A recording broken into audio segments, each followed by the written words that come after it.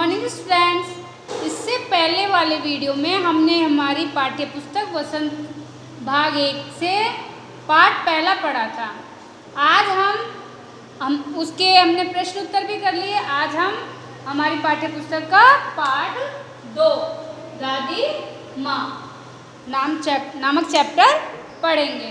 तो बच्चों, इस पाठ के जो लेखक हैं वो शिव प्रसाद सिंह हैं। बच्चों, बुक खोल के बैठे हैं आप मेरे साथ, आप भी बुक में देखें तो अच्छे से समझ में आएगा।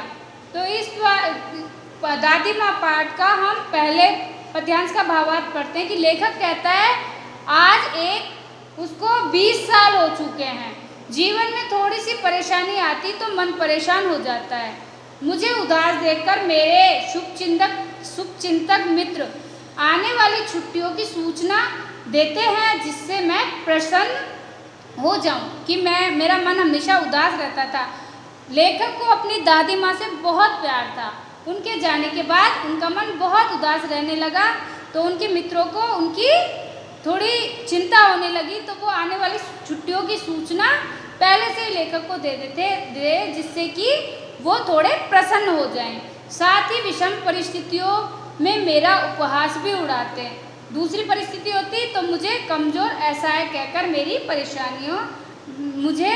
मेरा मजाक भी बनाते थे। मैं सोचता हूँ कि कोई बात नहीं, अपनी कमजोरी के बारे में सोचूंगा, परंतु सोचने से कुछ नहीं होता।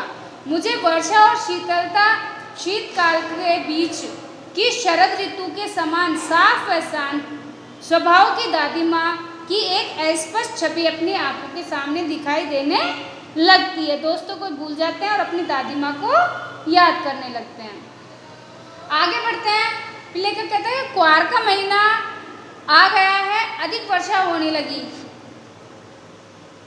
क्वार होता है सावन ये कृष्ण जन्माष्टमी के बाद वाला जो समय होता है। ऐसे आप नहीं समझते तो ऐसे समझे, क्वार के महीना आ जाता है और उसमें वर्षा अधिक होती है, तो गांव में क्या है, चारों तरफ पानी ही पानी भर जाता है। दूर से पानी बहकर आई मोथा और साई की अधगली घासें, घेरा हुआ वन प्याज की जड़ें तथा अनेक प्रकार की घासों के बीजों की गंध आ रही है। जो और छोटे मोटे पेड़ पौधे उग जाते हैं ना, तो वो गल जाते हैं, तो उनके बीजों की गंध आ रही है। कारण है कि ऊपर से सूर्य की भीषण गर्मी में वर्षा के अत्यंत गर्म पानी से वे सड़ चुकी हैं। वर्षा के कारण जो कीचड़ था वह गर्मी पड़ने से सूख गया।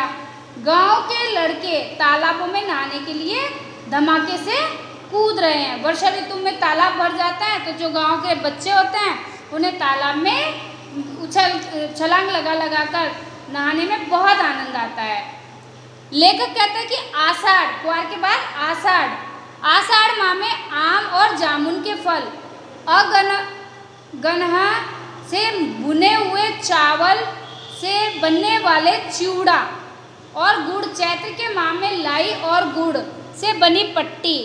एक बार न मिले तो कोई बात नहीं, परंतु माटी की गंध भरे और झाग वाले पानी में कूदने का मौका न मिले तो अच्छा नहीं लगता।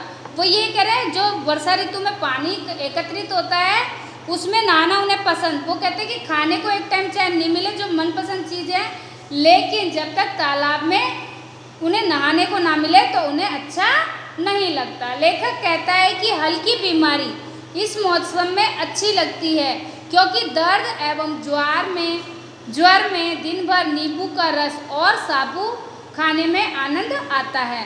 लेकिन इस बार जब बुखार आया तो उतरा ही नहीं। भाई, वर्षा ऋतु होती है, ठंडा गर्म मौसम हो जाता है, तो बच्चों को हल्की सर्दी से बुखार आ जाता है। तो कहते हैं ये अच्छा लगता है, क्योंकि बुखार जब हो जाता था दिन भर नींबू का पानी पीने को मिलता था। लेकिन इस बार लेकर कह रहे हैं कि जो बुखार था वो उतरा ही नहीं। रजाई पर रजाई ओढ़ते रहे, बुखार उतरा तो रात 12 बजे के बाद। वर्षा के बाद प्राय ऐसा दृश्य देखने को मिलता है। ज्वर भी घर घर की समस्या बन गया, यानी कि घर घर में बच्चे बीमार होने लगे, बच्चों को बुखार चढ़ने लगा।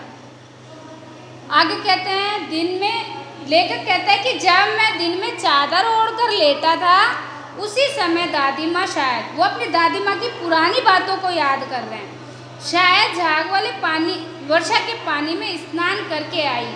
दादी माँ बिना किनारी की सफ़ेद साड़ी पहनी थी, जो कि विधवा जीवन को दर्शा रही थी। सन की तरह सफ़ेद गीले बाल दादी माँ के शीतल और प्रेमपूर्ण स्वभाव को प्रकट कर रहे थे। दादी माँ ने आते ही लेखक के सर और पेट को छूकर ज्वर को मापने का प्रयास किया, बुखार देखने का प्रयास किया। अपनी धोती की गांठ से किसी दैवीय शक्ति के चबूतरे की मिट्टी निकाली और लेखक के मुंह पर डाल दी। इतना ही नहीं, वो उसके माथे पर भी लगा दी। क्या? एक भभूति टाइप की, जिसे दैवीय भभूति मानते हैं, क्योंकि दादी माँ को दैवीय शक्तियों पर अपार विश्वास था। दादी माँ दैवीय शक्तियों को मानने वाली थी। दादी माँ बीमारी की स्थिति में दिन रात चारपाई के पास बैठकर लेखक के ऊपर पंखा डुलाती रहती, उसके हाथ पैर और अपने हाथों से सहलाती रहती, सर पर दालचीनी का लेप करती। यह सब करने के बाद अनेक बार छू कर ज्वर की तीव्रता को जानने का प्रयास करती कि बुखार कितना कम हो रहा है और कितना अधिक बढ़ रहा है, इसको नापती रहती थी। घर वालों को अनेक प्रकार पूछ कर परेशान कर देती, जैसे हांडी के पानी को पीपल की छाल से छोंका या नहीं, मूंग की दाल की खिचड़ी बनाई क्या, बीमार के पास कोई बाहर का व्यक्ति आया तो नहीं। इस प्रकार के अनेक प्रश्न पूछा करती थी। कौन पूछा करती थी? दादी माँ। तो बच्चों, आज मैं आपको इतना ही पढ़ाऊँगी। इसी जो मैंने पढ़ाया है इसी से संबंधित कुछ प्रश्न हैं, जिनके उत्तर आप खोज के अपनी कॉपी में करेंगे। प्रश्न नंबर 1 क्या है? लेखक को अपनी आने वाली छुट्टियों की सूचना कौन देता था? कौन देता है? लेखक को आने वाली छुट्टियों की सूचना कौन देता है? पता है आपको? लेखक के जो शुभ चिंतक थे, उनके मित्र थे, वो देते हैं। विचित्र गंध कौन छोड़ रहे हैं? कौन छोड़ रहे थे? वर्षा ऋतु में जब सूर्य की तपन के कारण जो पानी गर्म हो जाता था, तो मोथा, गली घासें, घेराऊ और वन प्याज की जड़ें थी, वो विचित्र गंध छोड़ रहे थे। लाई के साथ गुड़ की पपड़ी किस माह में मिलती है? बताओ, मुंह में पानी आया? लाई के साथ गुड़ पपड़ी चैत्र माह में अच्छी लगती है। चैत्र माह होता है वर्ष का पहला महीना। नहाकर आने के बाद दादी माँ ने क्या किया? नहाकर आने के बाद दादी माँ ने क्या किया? नहाकर आने के बाद दादी माँ ने लेखक का सिर और पेट छूकर देखा था।